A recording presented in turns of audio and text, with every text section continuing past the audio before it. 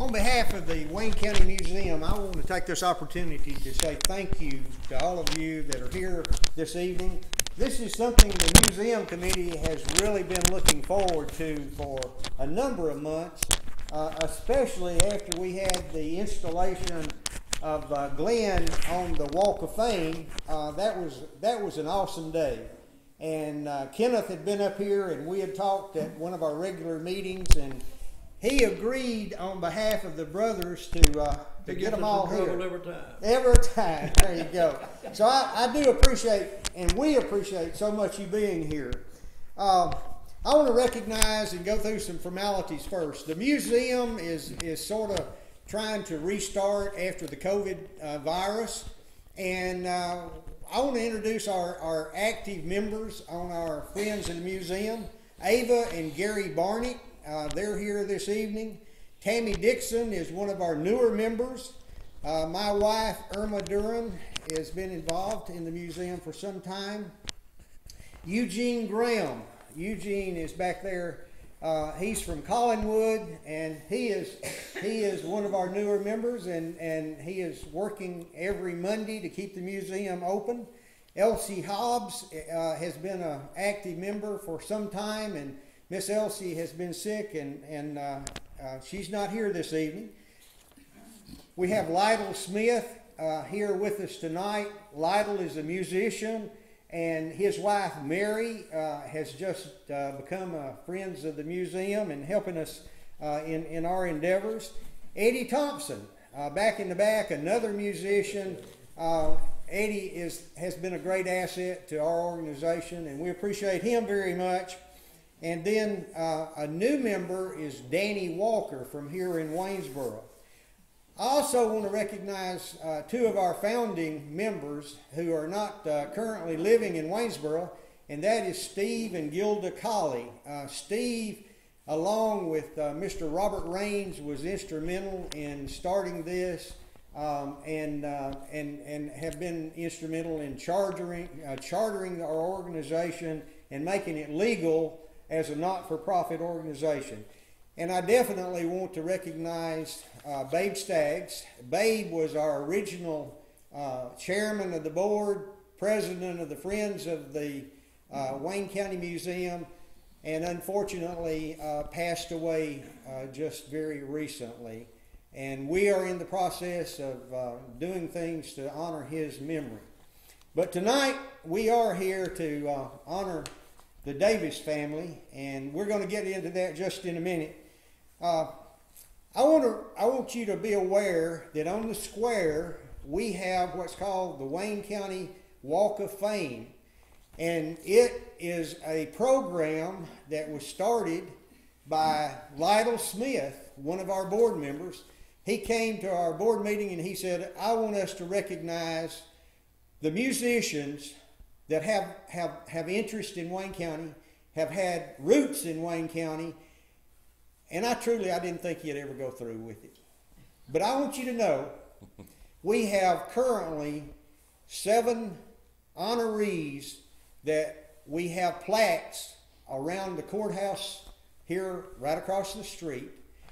And not only do we have the plaques recognizing people like Ralph Davis and Glendon Davis and Mark Colley and Neil Jones, and I'll name them again just in a minute.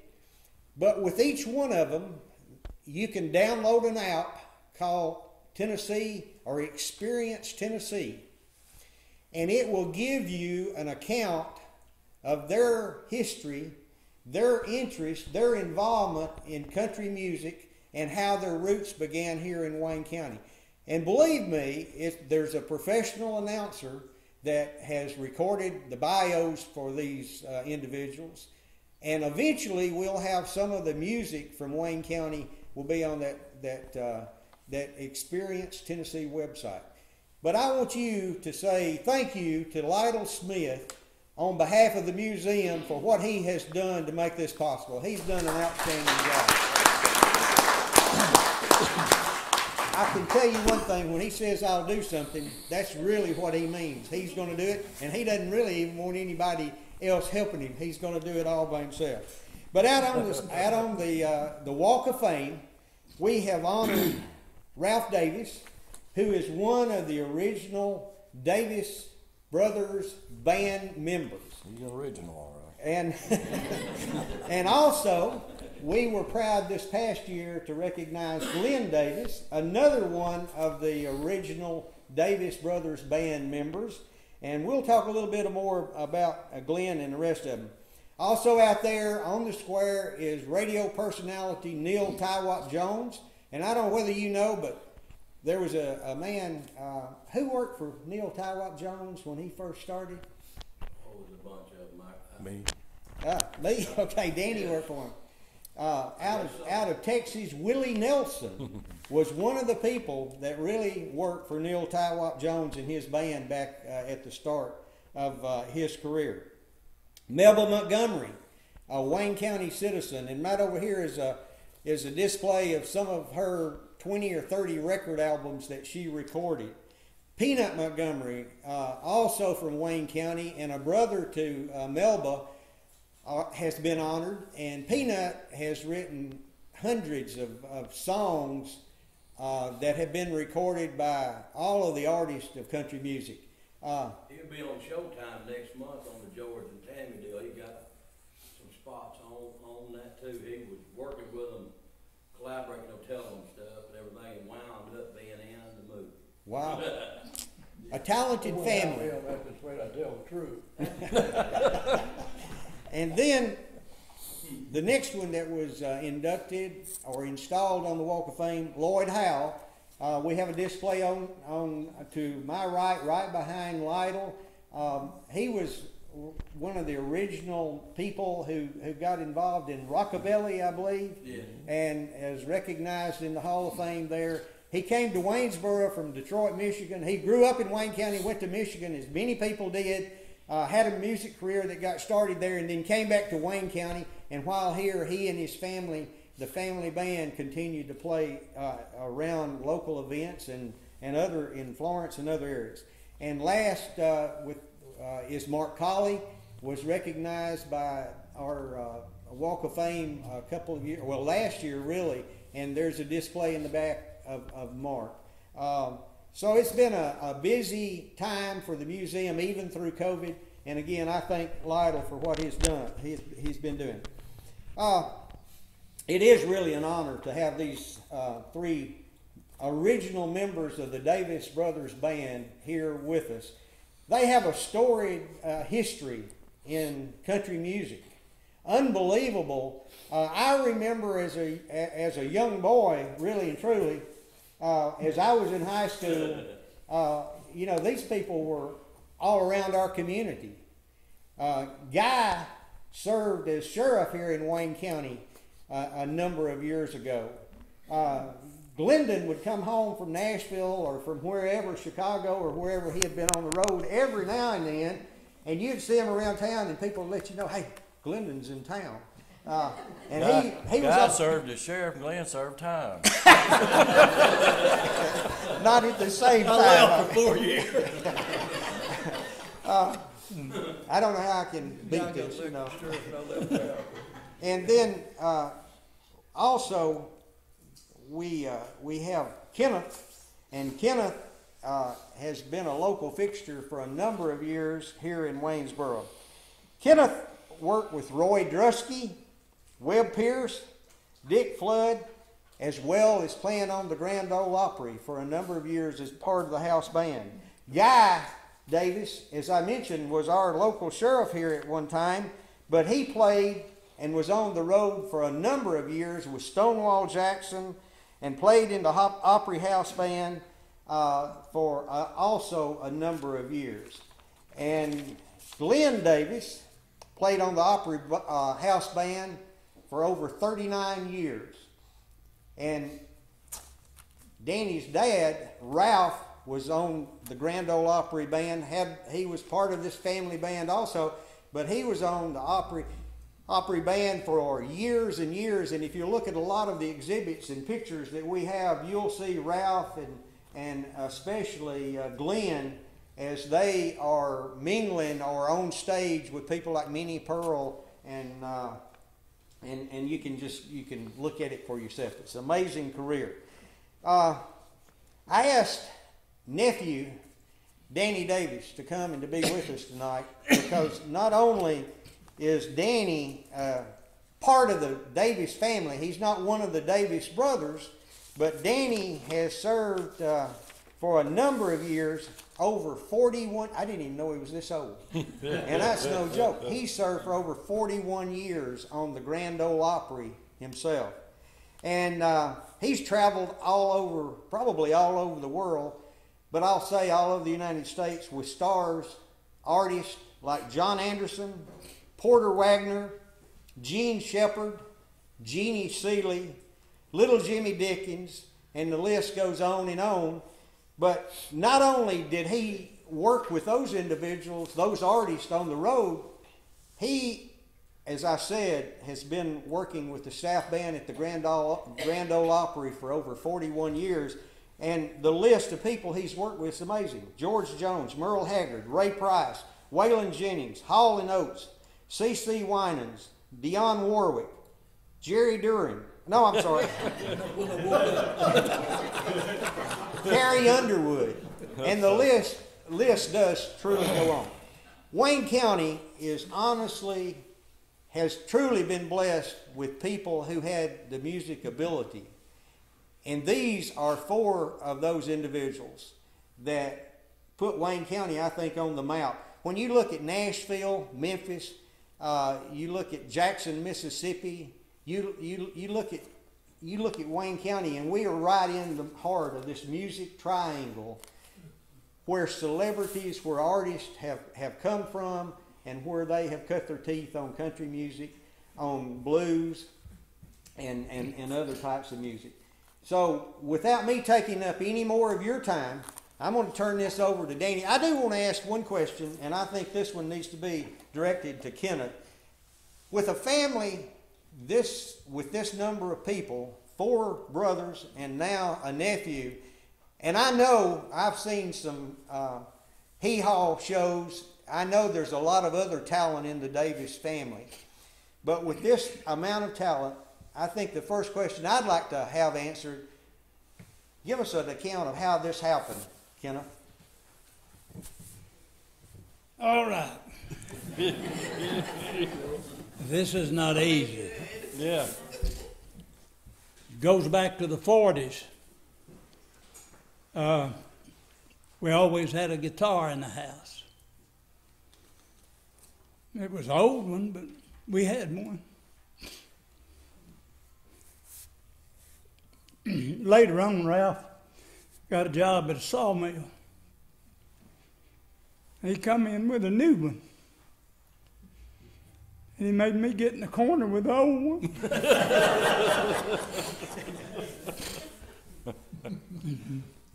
That's how it started. So it was a family affair, huh? I knew I couldn't do this. You're fine. You're doing great. It's all got a beginning. I don't know, ever. Well, you had it better than I did. You whipped me with a fiddle bow. I guess I did. Yeah, I couldn't keep up when I first started playing drums. Yeah, you're right about that. Now I've got a head. Anyway, I remember Ralph, he'd just stay with me and stay after me. Well, I know that feeling. And He's gonna make everybody mad. And I could tell a whole lot of stuff, but I'll just go on. I remember the first night the band played at the Opry with Roy Drusky, all of us together, and I played lead guitar, and we had a fiddle, we had a steel guitar player, and we had the intro to his song, and I saw the steel guitar man set his guitar up right behind the curtains. I run out there. I handed him my guitar. I said, "Just tell me the last part of this intro." He sat there and picked it for me. I said, "Thank you." Went back, and when they introduced him, Roy had to come out from the side door, And we were from here to the back room back there from him. And by the time he made it to the mic, we just finished his intro. And that was my first time, you know, at the opera. And after that, it was easy. I could talk on for a while, but I need to rest and let somebody else.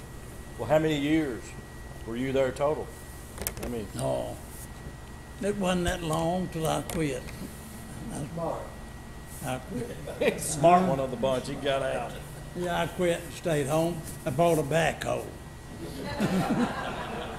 I kept my guitar and I still got it, but I bought a backhoe. I think, good night. On the road all the time, I can stay home with this backhoe. So that, but I did go up and work at Loretta Lynn's a year or two, back when our band take up. A year or two. It seemed like 10. Yeah, it may have been longer than I thought. But I spent some time here and yonder playing music. I enjoyed it, but I was so proud to play especially the summer that we worked at the Opry together. Of course, these other boys were there all the time, but you know. Mama got to see us one day. Yeah, and their mother, she was there one night when we was all playing. I don't know why the Grand Ole Opry meant so much to us, but it did. It was just country music, and that's what we brought up a doing, you know. Anyway, thank you. Guy, what year did you come into the Opry? Huh? What year did you come into the Opry? That's long opinion. What?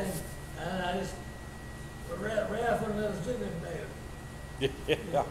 He meant for us to play music, yeah. Yeah, he was pretty stubborn. When I worked with Roy Dresky in Dale Wood, Stonewall Jackson, yeah. You drove a bus for Stonewall, didn't you? Yeah, I drove an old bus, and Blade too. I drove that thing like this. Bull come out. And I went to Germany with Alonzo and Oscar. How many days did you go there? How many days did you work over there? How many days? Oh, 60 every week. Yeah, I went there too, but it was 2 weeks. Yeah, well, they run us out. I worked in Pottsville, Tennessee on a Wednesday night. School, and when I went to ask them about going to Germany, and they said, yeah. So we worked at school, we worked there, we worked at school. We went down there that night, Wednesday night, worked at school. Well, after I went to New York, and Friday night we worked in Frankfurt, Germany. Wednesday, Friday, 7 hours and 15 minutes. Time we left New York, we were in Frankfurt, Germany. That's what we had. How many years did you play with Stonewall? I don't remember, 3 or 4, wasn't a long time. Yeah. He died. Yeah. Last year. And then along came Glenn. Yeah. What year did you make your Opry debut? I think it was 59, or late 59. I worked with Cowboy Cole, first one on the Opry, and then it was from here to the Opry, and from the Opry to Vidor, Texas. In '60, I went to work with George Dillon. Stayed with George 6 years, I think it was 5 or 6, something around that. Recorded with him up through the '80s, and then I went back to the Opry, and then went with Marty Robbins for a little while. Of course, I still stayed at the Opry working with him. It's like being on the bench with him. He didn't work much. Then I worked with Farron Young about 2 years. And I guess I just got fired with the best of them. Just couldn't keep a job. But I went back and stayed at the Opry for 39 years. It was a pretty good run. I didn't get to sleep in the same bed all the time, but it was all right. And then we went to George. We was going on a USO tour over into Germany, and he bought us some one-way tickets. And we got over there, it's time to come home, and he said, "Glenn, reckon we can get us some tickets?" I said, "I don't know." And if we had to stay over there extra 2 weeks, we would get tickets back home. We flew back into Canada, and from there back to New York, and then back to Texas, doing our old regular club days. Of course, George was, the first time I worked with him was in Las Vegas. When you was getting on that plane, I was getting on, you was getting Yeah, on. and I'll tell you, we was going into, I was working with George, we was going into Kansas City, and I went out early to get out there. George and them was coming later, so I don't know how come me to go out there. But anyway, I was getting off the airplane there, and I looked over, and the guy was trying to get on one. That's the first time I'd seen him in about 3 years. I said, "Wait." I said, "Guy." He said, "Glenn." I said, "Where you going?" He said, "The Nashville." I said, "Not today." So we spent a week one night there together. We go. So anyway, it was a lot of fun. Everything was good. We had a good time at it. It was a good run. But I retired in '98 and had 2 sets of drums. Somebody said, "You gonna take them with you?" I said, "No, I'm done with them." So I left them at the Opry. That's what I did. But we had a good time at it. It was a lot of fun. Danny, you can tell them about your stuff too. Now you had some good jobs too, haven't you? Had a few. Yeah. I made my Opry debut in 1969 Yeah, Danny was the youngest guy that ever worked the Opry, I think. at 5 years old. Got a check. Yeah, I got paid. I still got the check too, as a matter of fact. Yeah, I was played drums with Billy Grammer one night. Everybody worked with Grammer, didn't they? Yeah. The song was Alabama, I bet, wasn't it? No, we played Got to Travel On. Okay. Yeah, Travel On. And they didn't have drums, they just had a snare. So I had to stand on a milk crate so I could reach it. But that's where I made my Opry debut, and sort of been there ever since. I've traveled and toured, and I've played with over 400 different artists. If anybody's had a record out in the last 25 years, I've worked with them. Probably biggest artist, Dolly, probably, to Vince, and all different genres. I've played on the Gaither Brothers band albums, and played on Willie Nelson records, and Haggard, Merle Haggard's, and just kind of making a mark, scratching out a living. I worked with Willie on the Opry when he first started. When Yep. Ralph was in, worked with him then. You little baby. Yeah, I used to sit on a table at Tootsie's. That's how small I was. You did? I'd sit on the table, and there'd be fair drove and us young. And, yeah, I drove them home.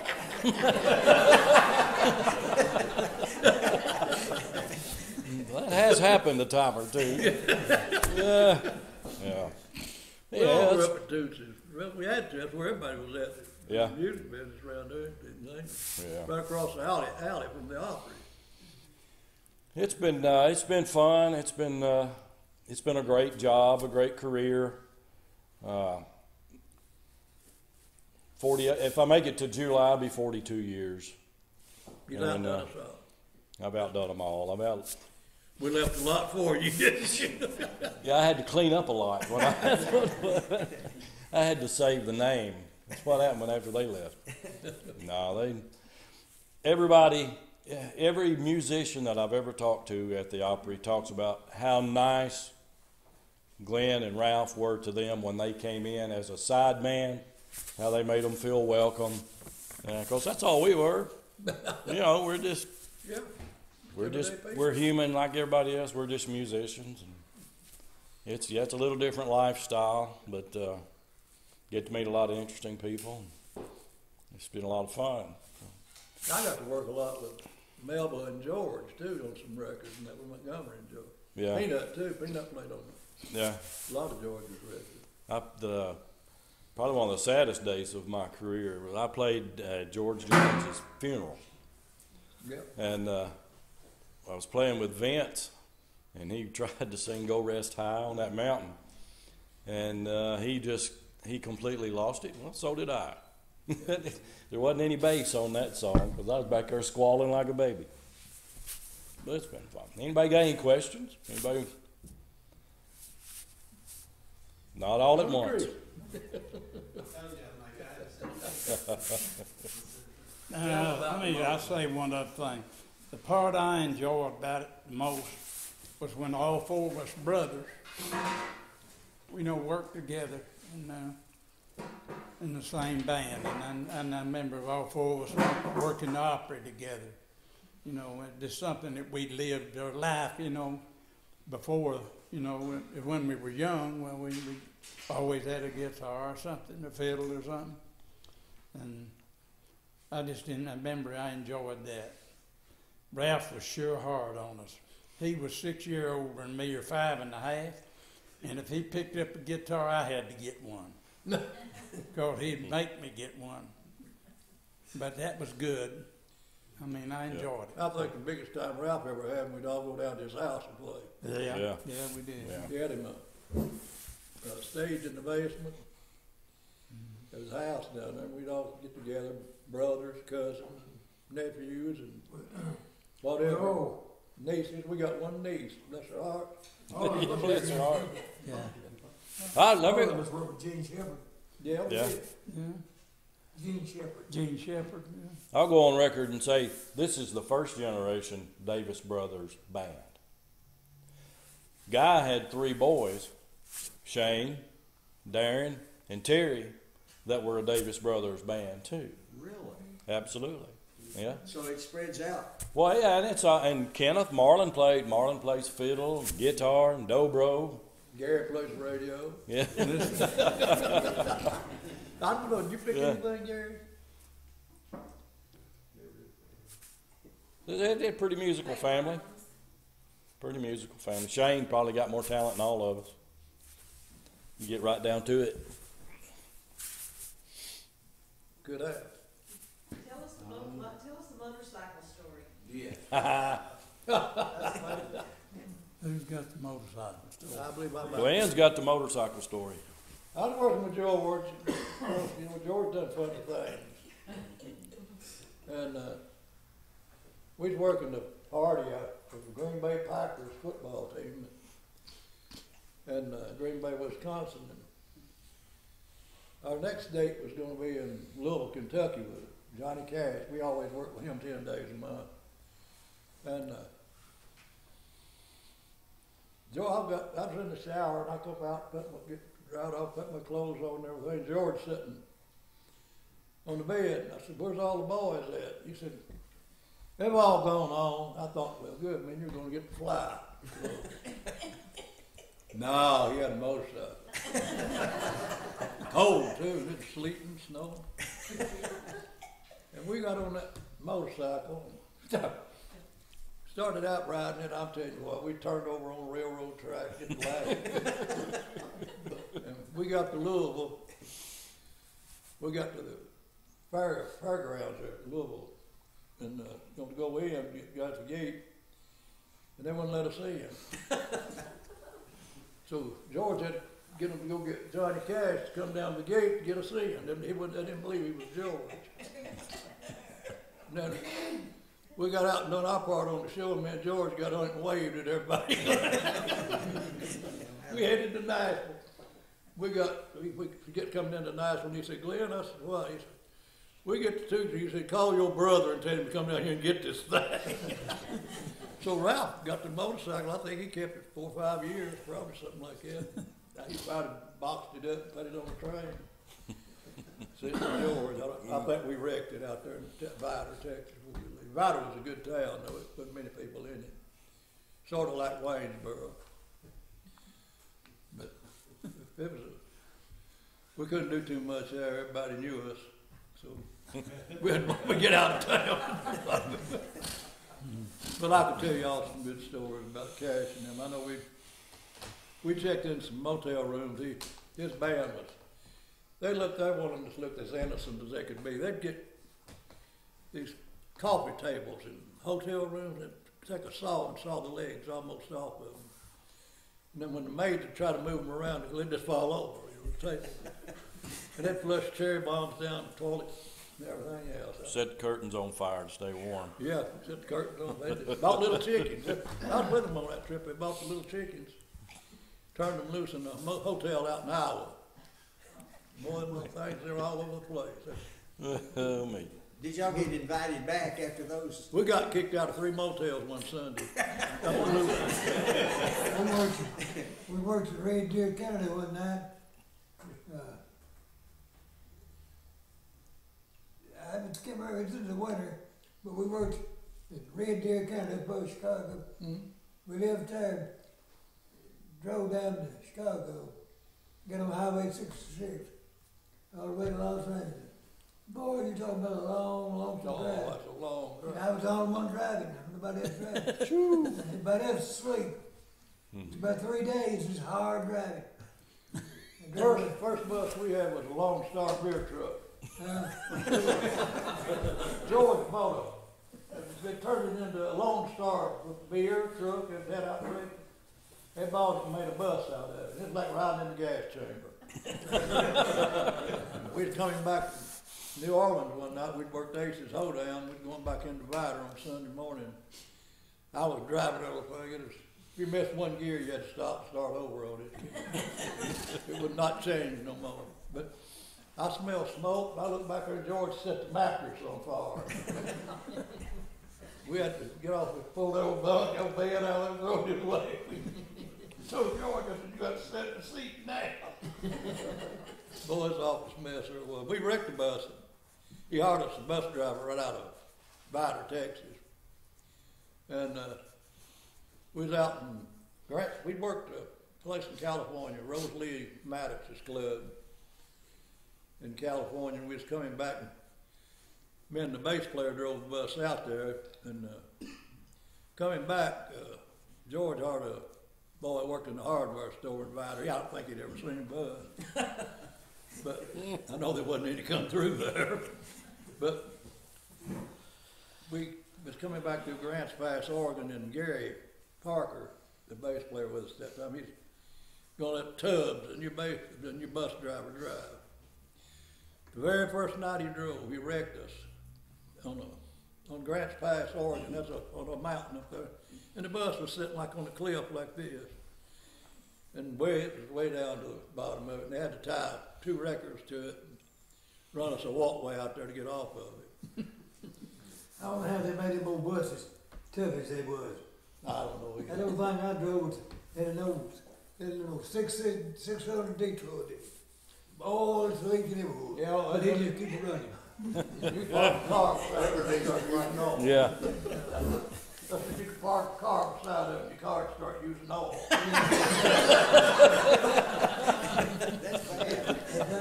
I took the Cummins up, it run about 85 miles an hour on the interstate. You could roll on late at night when there wasn't no traffic. You could shoot a blaze of fire, that tailpipe, diesel burning bull.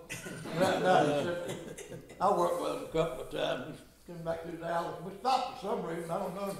Somehow had no kerosene heater. You kept back there where you slept. And it got too hot. He set it out beside the tower and it caught the tower on fire. Only We Stonewall. got one. Only We got one Stonewall. on fire. Dude. Yeah, I mean, you got one on fire in Dallas. Yeah. That heater side, Yeah. that old heater went out there, he set that heater down, side and he got a tower on fire. In Dallas, yeah. Still do. Oh boy, that was a good one, though. He went out on that thing, we was in Fargo, North Dakota, and the heat went out on the driver's side, and boy, I couldn't stand driving before it was dead.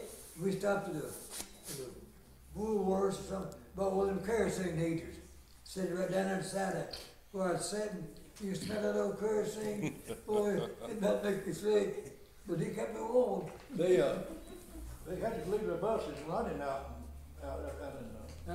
they left their buses running out Yeah. in places like that all the time. It got We had freeze one up. freeze. Yeah. We had one freeze up there in Fargo. I never had to drive one. I told them I didn't have my They- truck license. All my years growing up Ralph, here, all my years growing up in here in Waynesboro, I worked at Natural Bridge with Kenneth, and I'd run big bulldozers and backhoe or front end loaders and drive dump trucks and everything. So my first job was with Ernest Tubb, and we got on a bus, and we were headed to Cincinnati, and they said, "Can you drive?" I'd never been under the wheel of a bus, and I said, "Chief, I can drive anything got a steering wheel." Mistake. Well, it was a 71 Eagle, and you could put that thing in second gear, and you could move the gear shift that far. Boy, I mean, it was wore out. So I know all the way up there and all the way back, it was. I don't know how anybody, but I drove it. You were how old then? 17. Yeah. Okie Jones was Marty's bus driver. People were bad about not dimming their lights, you know. And Okie couldn't see very well when they wouldn't, you know. So Okie put in some airplane landing lights on the bus. It's a good driving when it's right. We had was good shape, everything real good shape when we started with it. You backed that thing of trailer to the alley out there, you remember that? I had no boy to help me drive. He'd drive a little bit of a daytime. You couldn't drive at night, or you couldn't drive through town. You couldn't change your gears. I remember you parking that bus in our yard on Knob Road, Is that right? 1966. Bus? Mm-hmm. Yeah, Domo, Yeah, I remember that. yeah. So when Guy was running for sheriff, did the Davis brothers go out and play at any of the precincts or anything? No, we didn't think that would be good. No way. The idea was to get votes. Yeah. We covered for him on that. No. He never would have got elected. No, we worked for a lot of politicians out there. I was working for Billy Graham, George Wallace, when we were doing a thing for him down in Florida somewhere, I don't know. But anyway, my cymbal fell off on the floor, and I thought they was gonna arrest a whole bunch of us. Come out and never with us. Secret Service did. It was horrible. I think I dropped it on purpose. I'll answer an old boy. Played with this. He had a girlfriend in Dallas. We worked out through there. We worked back down in California. We started back home, but we stopped at Tucson, Arizona, and worked. And places too in New Mexico. Anyway, we started home. Was in El Paso, and he come up by us driving the vehicle first side of me. Side there says, "Welcome to Texas." He said, "I won't be long. See my girl." I said, "Heck, Ron, it'll be a long time for you to see her." "Why?" I said, "This is a long ways from here to Dallas." "Well, how far?" I said, "It's about 500-600 miles from here." "Oh, it couldn't be." Yeah. About 15 Yeah. minutes later, there's a big sign up there. Front of it said, "Fort Worth, Dallas, 539 miles." Still El Paso? Still El Paso? You was there, but 539 miles from that on the pass El Paso. It's about 600 miles from El Paso to Dallas. Funny things that happen is like when Glenn was with George, they packaged with Buck Owens, and it's working the Sportatorium in Dallas, Big D Jamboree. George and Buck arguing about who's going to go on first or who's going to close the show. Both of them wanted to go on first. Well, George ended up getting to go on first, and he went out there and sang every Buck Owens song. We did every one of Buck's. And then Buck didn't go out and do all That's a good Georgia. He did all Georgia. Yeah. That was dirty. That's stuff like that's funny though. Boy. Yeah. Boy, I tell you, been some shenanigans pulled through Georgia, I tell you. There's been over a lot of miles, you know. You can imagine how many chances, you know, it could have been something, you know, wrecks and stuff out there and some, We were the at- old equipment you had, what you had to travel in. And We rented a little airplane once at San Antonio. We'd go to Georgia, bought a bus, one old Ray Price's old bus. He'd wrecked it, had it in the shop somewhere in Odessa, Texas.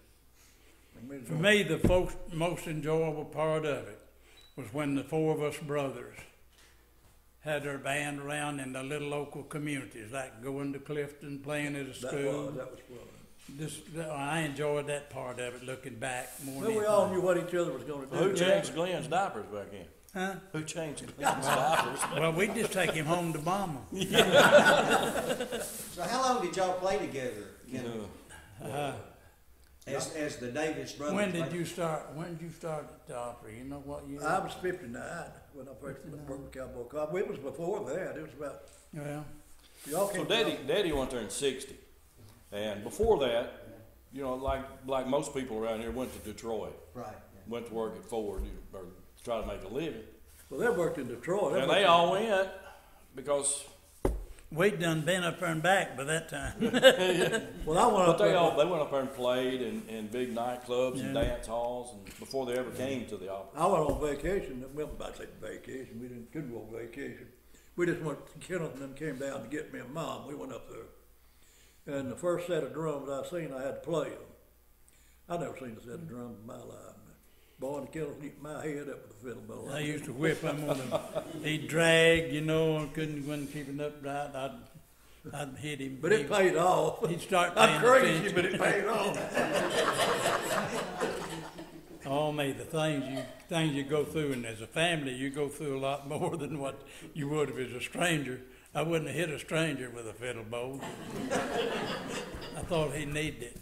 I probably did. I probably done so many bad things. Kenneth, that was about the time that Ralph steered off the road and you had to drive. You was trying to sleep. Oh, Ralph. Yeah. Yeah, I was trying to sleep. He'd go off the road. Yeah, and want you to drive. Yeah, wanted me to drive. Well, one night we was working. Me and Guy, Ralph, I guess. I don't think he was on that trip, Kenny.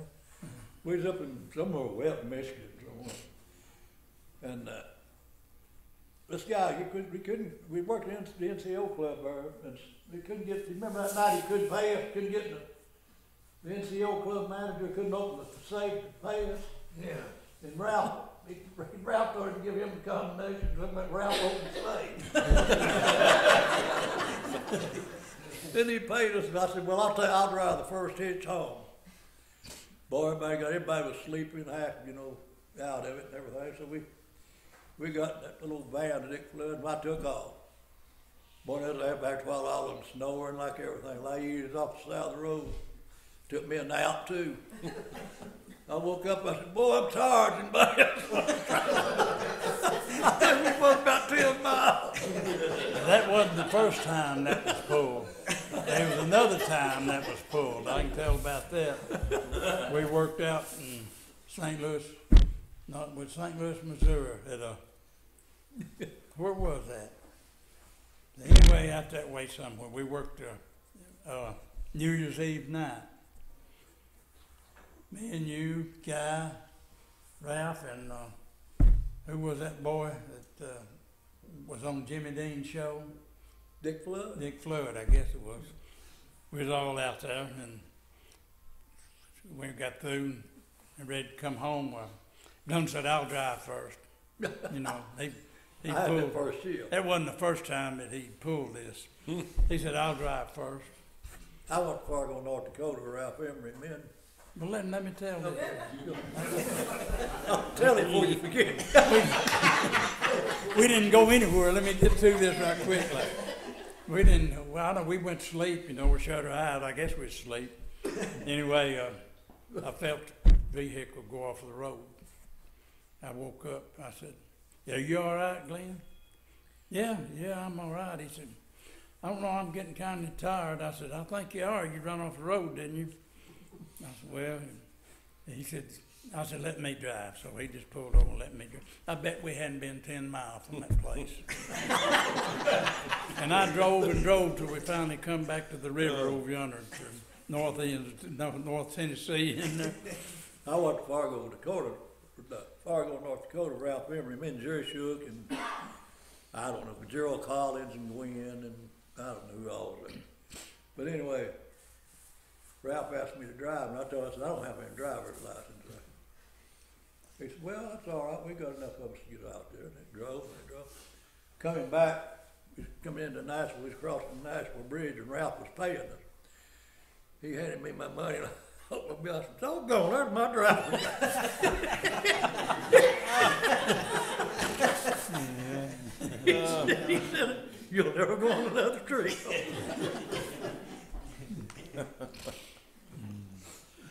But Now, we kept music going at Natural Bridge for about 5 years. Thanks to Larry Kirkland, me and Kenneth. was it that long? I didn't know. Yeah, I went to work in '78. I forgot about the years. I don't know. you went to Japan too, didn't you, just then? I have been, yes. That's a 15-hour flight. That's several hours. Yeah. Yeah. So how many gigs did y'all have on a week? Did you just play on Friday and Saturday night, or just one night a week, or what? When you were traveling? It was mostly that, wasn't it? Mostly it's a weekend. Unless It's you Friday, get a- Saturday, sometimes pick up a Sunday night if you was working the NCO club. Yeah, sometimes But- if they had a club, they'd run it. I never did work Traveled into every that. week, worked like Wednesday, Thursday, and Friday, and Saturday, and traveled every Yeah. time. When I went to work with Ernest Tubb, you'd come home, you'd get in, 2 or 3 o'clock in the morning from wherever you were. You went home, and you changed your clothes, you checked your mailbox, and you got back on the bus at midnight that night and left again. The old Rusty Adams said he worked with me he went home one time off a tour and his dog bit him. Yeah. Ernest would work, He worked a bunch he'd work He worked he'd work a phone booth, man, I'm telling you what. But you'd work 25 or 30 days a month. Yeah. I worked with him one time, old Bun Wilson. Remember Bun had a head that big around? They give me a hat to wear. I turned my head, that hat just sit there. I got me some newspapers. Morning, evening, midday, and everything. Newspapers in there. So you travel that much, and the guys, to try to make life interesting and fun, they could be pretty cruel. Because we all, Ernest, we had the polyester suits, and the bandanas and the cowboy hats. And if you ever took your cowboy hat off on the bus, somebody was going to put Nair in the headband. That's what they done to make things fun. Tell you a story about little Jimmy Dickens. I was working with him one time. He hired us Bobby Creighton. He used to be a fiddle player with Bob Wills. Boy, that guy was crazy. And I know we pulled into a motel. He took shaving cream, put it on. Dickens sat up there and sleep like that. He put shaving cream all over his glasses. Dickens woke up and he took out a hand and all that shaving cream. And we working Austin, I think, that night. And next night we worked San Antonio. Creighton, he fronted the show. Suppose we got out and opened up and then introduced Dickens. Well, he got out there and he opened the show with Danny Boy. He said, "Oh, Danny Boy, oh, Danny Boy, oh, Danny Boy." And he played a little bit. And "Oh, Danny Boy, oh, Danny Boy, oh, Danny Boy." And Dickens sitting on the side of the stage. He said, "Let's give him a big hand, get this boy out here. Come on out here, tell him who you are." He come out and he said, "My name is Little Jim Dickens, Creighton, in case you forgot." And we got in a car. After that, we was going somewhere else out there in Texas. But anyway, Dickens said, "Creighton, I've drawn a picture of the stage." He said, "This is the way it's going to be." He said, "Glenn back here on drums, Doug Jernigan here on steel, Gary Adams over here on lead guitar, Rick Erickson over here on bass. And Mr. Creighton, I've got you catching the Greyhound bus."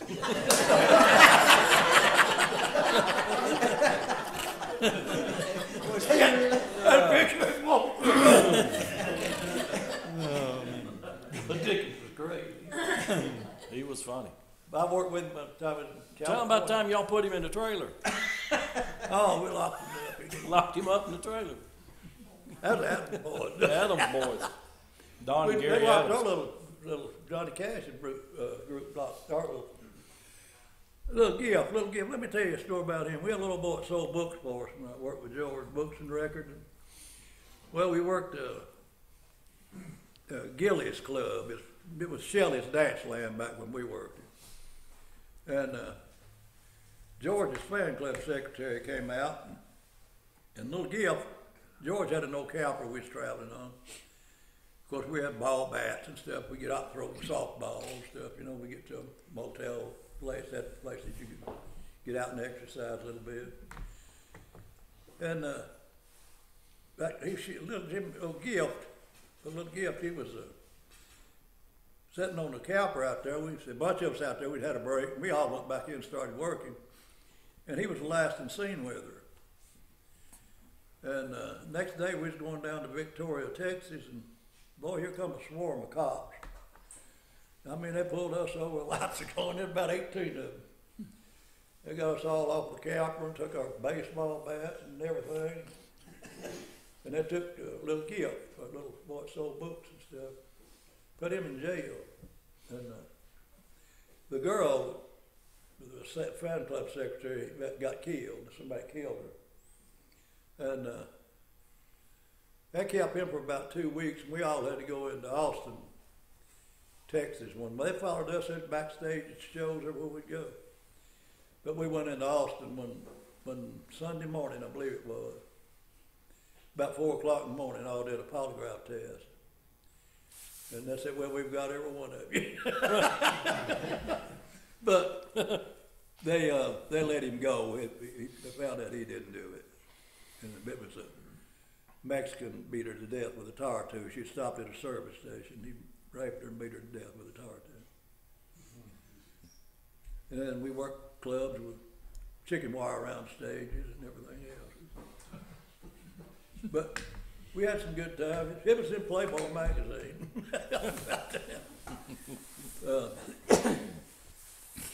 But we worked some places, boy, out there, you skull orchards, I'm telling you. Skull Orchard. Tell me about the stage, somebody driving off with the stage one time. Tell me about somebody driving off with the stage. Oh, I was working with Billy Walker. That was out in Las Cruces, New Mexico. It had a rodeo we was working. We went on with bulls. They had them big old bulls behind us. And they had picked up a big flatbed truck with a stage. And we was out there picking.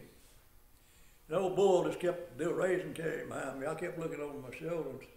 This guy come out and got in the truck, started it up. I thought, well, good, he's going to pull it up just a little bit. He did. He took off with it. He turned the corner and I fell off backwards. Here come drums and everything. Billy Walker fell off and the speaker come and hit him in the head, knocked his tooth off. The old boy drove it out the gate. And the steel player was still riding. But they shooting at him. They finally stopped. And he was a dean in college. He did it on a $50 bet. Did we have some pictures of some of that? Yeah. Barbara had some. You got some of it? I think it. I don't know. Got proof of it, huh? I don't know. Did I send you a newspaper? I brought a newspaper home again. But it was a mess. What kind of money did y'all make back then? Very Just enough to get from one place to the other, to the next one, yeah. It wasn't too much past hands. When I went to work with George, I went to work with him making $110 a week. Of course, that's a lot of money then. And beat stealing chickens. No, I didn't do that. Things have come a long way George, since I then. think George he was working for like $750 a night back then. Wow. Ernest never booked for over $5,000. George, he started out when I was working with him, he was making $750 a night. And the first place I worked with him was Henderson, Nevada, right out of Vegas. We couldn't make it to Vegas, we had to work Henderson. We've all worked a lot of the same places. Well, I've worked a lot of the same places They did. that they have worked through the years. Ballrooms.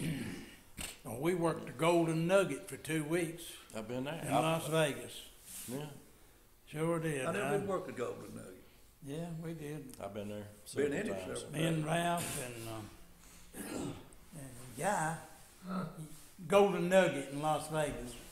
Picture. Golden Nugget in Las Vegas. Yeah. That picture back Me and Ralph and Guy Picture of it right back there. and Billy Poe. Yeah. Picture of it up there. Yeah. Yeah, that's gold. Oh, yeah. Yeah. Anyway, I remember that. Remember going out there. Y'all had several flat tires. We had 2 flat tires. I was out there, One of them was somewhere. me and Shane went out there, I don't know, a couple of years ago, so I went down there and visited Doug, he doesn't look like the same, it's set up different. Same, it's outside the same, but inside of it was set up different. Golden Nugget. I Anyway, didn't like it out there. We were always there. trip out there 25 while days at a time. Ralph, he went and shows bought a a night. Fairlane 500 with these little old tires on them, but what it, No two-ply tires. 2-ply tires, yeah. Well, it's somewhere out in, where was it? Somewhere in New Mexico, I guess we had our first lap. Somewhere in New Mexico, I don't remember where. And then on out in Arizona, Flagstaff was where we had our last one. That's where you cut part of the fence down to get a jack, fix a Yeah. jack. Jack didn't have no, the thing that hooks to the bumper. We had a jack, but we didn't have that thing that hooked to the bumper. We couldn't jack it up. Bill thermostat in The here. barbed wire fence over there. Cold. I wonder where to cut that fence down, wire that bumper to that jack you pay with. I remember passing through Flagstaff. There's a sign there that said,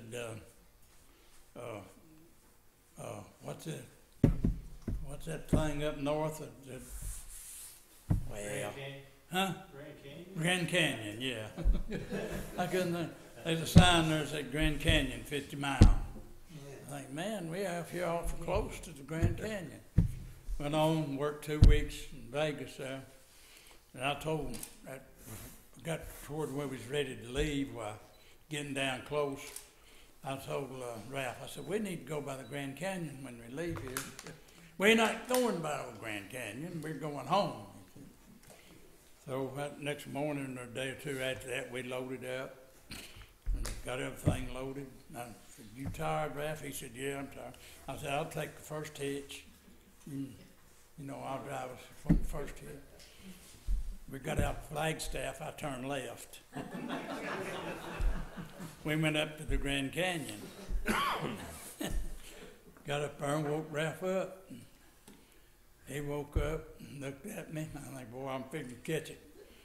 He got out, just like with us, and went over and looked off down in the canyon. We all got back in the car, turned around, headed back the other 50 mile back. He never said nothing else about it. I figured I was in trouble, but we saw the Grand Canyon. Porter always wanted to work Fargo in January. Took over. Fargo in January. We went That's every what, January. that's what we did. We go to Canada in wintertime. Snow, right, 16 feet deep. See, well, they help farmers, they got all their crops in, had the money up there, and that's follow the money, but like he's evangelist, that's what. Yeah. Follow the money. Oh, it's been fun. I just traveled with Hank Jr. and you can get on the bus and you could start through several towns and the driver would tell you, we can't stop here.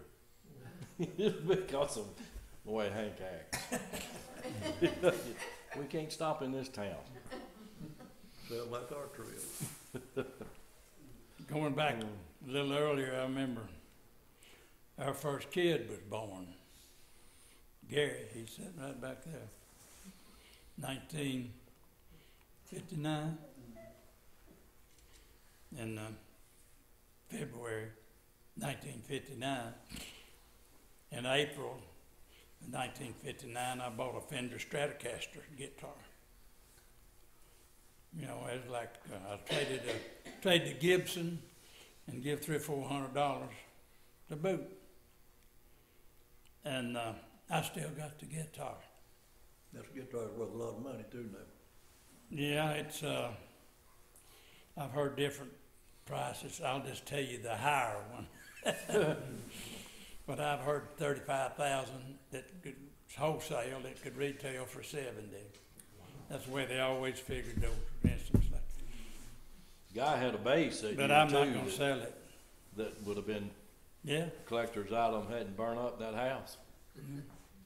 yeah. The bass was it. Right. Precision, Oh, yeah. 59 Precision. Leo Fender. Yeah.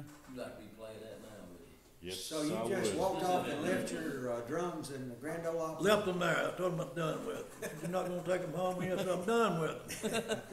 Don't need them. You got no room for them.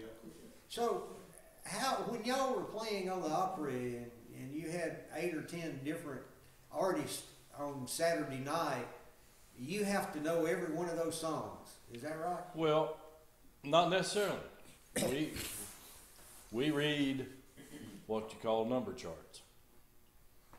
And somebody in the band will write out a number chart on it. And you might listen to it once, and then they lay the numbers down there in front of you and you play it. Yeah, I know, like well, I think I may have sold. I don't know. The first song that I played on the Opry, I guess I told you about that. Well, I thought, man alive, I wonder if we had an intro to his song. What was it? What was that? I don't believe you love me Yeah, I don't anymore. believe you love me anymore. Anyway, we had me and the steel guitar. I had to take the steel guitar. Did da da da da da da, do 3 little thing, and I done. Anyway, I think good night. So I went over and the steel guitar had said he'd already set it up to get, you know, the drapes pulled, the shade pulled. He'd set his steel up, and I said, I had my guitar on my. I said, hit that. Take my guitar here and hit me my notes on this intro. He took it and hit him, you know. I said, thank you. And he gave it back to me. We went out there and we done it. Didn't have any trouble with it. Huh? I told it. Was that the second time?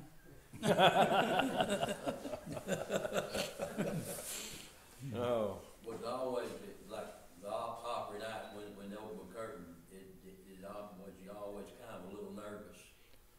there's something wrong with you if you're not. You got on the wrong part of the stage. You know, I just had to make Yeah. sure. I I knew had my the little intro, spot but I that had to bothered make me, but when you got on another front of the stage, it's a different story. When I walk out there, it's nothing. Opry's so much different now than it was what I would call back in the good old days of traditional country music. I mean, we're working 5 nights a week. People you never heard of, probably never will hear of, but they keep the show going. We work 5 nights a week, 2.5 hour show. I worked with Joe D. Messina, so I think of one day. Seen him on TV next week. I said, who is that? And Yeah. they said, you just worked with her last week. I didn't know who she was. You know, we just had the chord chart and we played. I never did learn to read the chord chart. Of course, she didn't know me either. Well, I tried to listen to whatever the intros were and the turnarounds. Well, I was gonna say, you're playing lead, the number chart don't do you a lot of good. It's tough sometimes. Somebody been- asked Buddy Emmons, he read charts, read music. He said, not enough to hurt my playing. Yeah. I've been disappointed. I've been embarrassed a time or two, you know, but that's part of it. Most of them guitar players know it. That's part of playing by ear, I guess. 2, 3, 5, whatever the note is, they'll note it out and play it, man. No, the melody helps out a little bit what the song sounds. Absolutely, yeah. Shane, you got Yeah, I some guess the best part stories you was could tell. we all work together with each other, you know. We all work with each other, that's good. Yeah, that's the most I enjoyable. mean, of us, you know, man, you and guys. I would like to say thank you for having us up here, and letting us embarrass ourselves for a little while. It's a lot of history, and we appreciate the museum and everything y'all are doing to keep everything alive. Grandpa It's Jones, not over yet. Over here, Nate. We appreciate very much, that y'all were willing to come and do this. You tell. And we are honored that you are all Wayne County citizens and you're still willing to admit that you're from Wayne County. And I know some of you out there probably have some questions that you have been dying to ask these Davis brothers and nephews. So this is your opportunity. If you'd like to have an answer from one of these distinguished musicians, please let us entertain that question right now. Danny, how tired were you when you came back to school after playing the weekend at the opera? Yeah. Yeah, it's probably not as tired as I am now. When I drive, I go to Nashville 4 nights a week and come back and get up at 6 o'clock and go to work up here at the boys' home. So, yeah. And the traffic pitiful, ain't Yeah, the traffic in Nashville will wear you out more than Yeah. than anything else. But yeah. You flipped the van. You flipped the van, what, 5 Yeah, I remember that one. Yeah. Yeah, I was pretty tired that night. I wrecked a van going home from a gig. Went to sleep. Musicians work goofy hours. You rode it, what, 4 or 5 times? Yeah. Yeah. Besides the brothers, who's your favorite person they work with? Who was the favorite person you worked with? Merle Haggard. Merle Haggard. Kenner? Hmm. Who was the favorite artist that you had the opportunity to work with? You know, some of them that you didn't spend a lot of time. Maybe you go out, you know, a night or two or something. That didn't spend a lot of time, like Danny has and like Glendon has with certain artists. But I don't know. I like that Roy Drusky that we worked with. He was kind of he just sang and go home. He wouldn't have, you know. He just didn't get involved. It's up to us to do the band. Where a lot of them, you know, are pretty particular or something. But Drusky, we worked with the others. You know, but I never was really felt obligated to be something. Worked over Merle Loretta Lynn's one, you know, summer or two. Merle was more like a musician. I got to know him and we became friends. And it's not like an artist. He wasn't like, but he had such great lyrics in his songs. They tell stories, and he always had great musicians on his records and stuff. So that just kind of drew me to him. So that's why I like Merle so much. I had some favorite for Georgia. George was my very favorite, I guess, because you never didn't know what to expect next from him. And you didn't know what song he was going to open with. It was a different show every night. And he come out on stage, we turned around, done that in white light. We turned around, he was drunk, we kicked off anything we wanted. Tell your story, Danny, about whose autograph was it that you used to sign? Porter's? Garth? Yeah, when I was younger and a little skinnier, I always wore a cowboy hat and had a little goatee. It wasn't white. And everybody said I looked like Garth, so they'd come up and ask for autographs. I done Give it to him. I done that to this guy. One woman thought I'd Chet Atkins. Daddy Can I used, get your autograph? I signed it, went now all right. Daddy used to sign autographs for Porter all the time I bet he did. because they had that gray wavy hair, you know. Well, Chet come in, you look at me, and you look at Chet.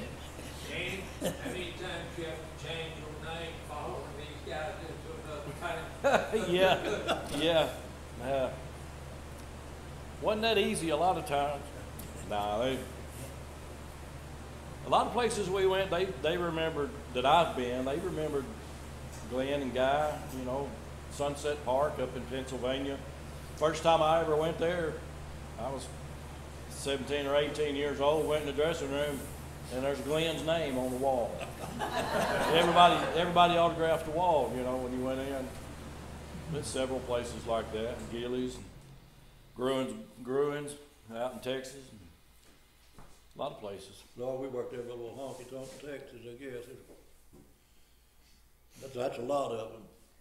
Glenn, Johnny Paycheck played with y'all. Give us a good Johnny Paycheck story. You got any of those? I mean, he's about as outlaw as there are. And, You know, he didn't do too bad when he worked with us. Yeah, He come to work with us with George. He was playing steel guitar. yeah. Then George Riddle left, and the steel guitar player left, and all the bass player left.